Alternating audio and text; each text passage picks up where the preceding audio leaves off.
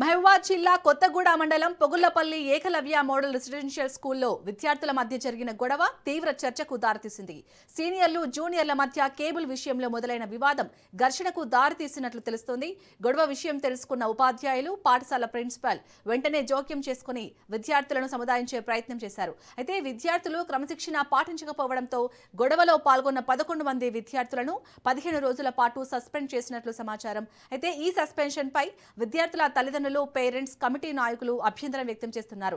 గతంలో పాఠశాలలో నెలకొన్న నీటి సమస్యపై విద్యార్థులు ఆందోళన చేశారని, ఆ సమస్యను పరిష్కరించాలని కోరిన విద్యార్థులపై కక్ష సాధింపు చర్యల్లో భాగంగానే సస్పెన్షన్ చేశారని ఆరోపిస్తున్నారు. 15 రోజుల పాటు విద్యాభ్యాసానికి దూరమవుతున్న విద్యార్థుల భవిష్యత్తుపై తల్లిదండ్రులు ఆందోళన వ్యక్తం చేస్తున్నారు.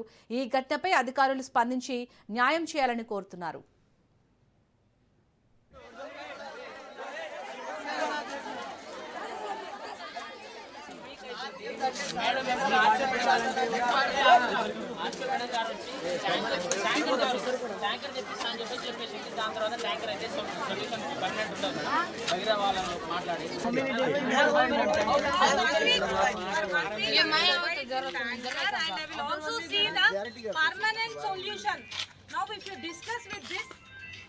పర్మనెంట్ సొల్యూషన్ లేదు మేడం. బోర్వెల్ వేపించారు, ఆ బోర్వెల్ ఇప్పుడు నడవలేదు. అసలు పర్మనెంట్ సొల్యూషన్ లేదు, ఆ బోర్వెల్ ఇప్పుడు నడవలేదు మేడం. ఆ వాటర్ కూడా క్లీన్ ఉండవు మేడం.